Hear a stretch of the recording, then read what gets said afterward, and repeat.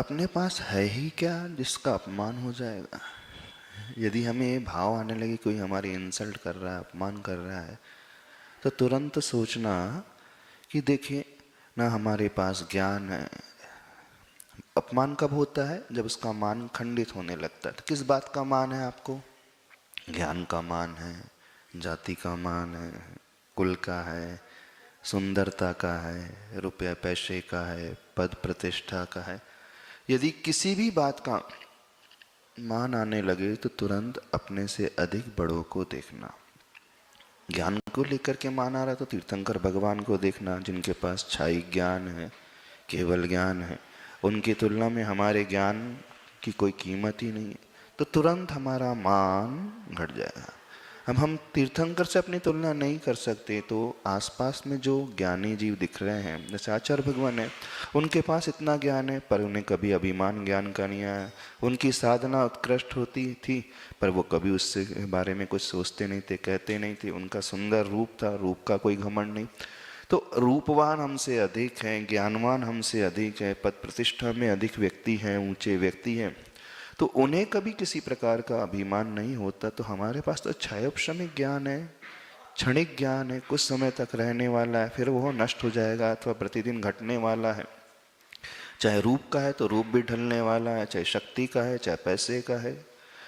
तो जब जब मान जागृत होने लगे तो अपने से बड़ों को देखेंगे तो मान एकदम घटता चला जाएगा, और जिसका मान घट जाएगा उससे कोई फर्क नहीं पड़ता, कोई कुछ भी कह दे, क्योंकि उसका अपमान ही नहीं होता, क्योंकि मान ही नहीं है।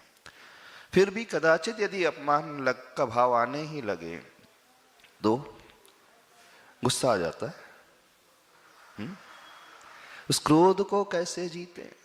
क्रोध को यह सोच करके जीतना चाहिए, Forgive others not because they deserve the forgiveness, but we deserve the peace. दूसरों को क्षमा करें इसलिए नहीं कि वो क्षमा के अधिकारी हैं, अपितु हम स्वयं शांति के और सुख के अधिकारी हैं। यदि हम सुख और शांति से रहना चाहते हैं तो हम दूसरों को क्षमा करके उस पर एहसान नहीं कर रहे, बल्कि क्षमा करके वह हम पर एहसान कर रहा है, क्योंकि हमारी शांति भंग नहीं होती है। आप क्या कठपुतली हैं? पपेट है जो चाहे आपको जैसा चाहे नचा देता है? कठपुतली का खेल देखा? तो कठपुतली नाचती है दूसरों के इशारों पर, है ना? तो क्या हम कठपुतली हैं जो चाहे हमें गुस्सा दिला दे, जो चाहे हमें हंसा दे, जो चाहे हमें रुला दे? हम कठपुतली तो बेजान होती है, हमारे भीतर तो चेतना है, ज्ञान है, विवेक है। तो यदि हम दूसरों के बहकावे में, दूसरे के कुछ कहने पे क्रोध से भर रहे हैं, तो समझना आप में और उस कठपुतली में कोई अंतर नहीं है। तो कठपुतली तो नहीं हो ना। और यदि गुस्सा आ रहा है तो मान लेना फिर कठपुतली से भी गए बीते। कठपुतली तो बेचारी जड़ वस्तु है, वो तो दूसरों के इशारे पर नाच सकती है, लेकिन हम तो चेतना वाले। हमारा कंट्रोल हमारे ऊपर स्वयं रहना चाहिए।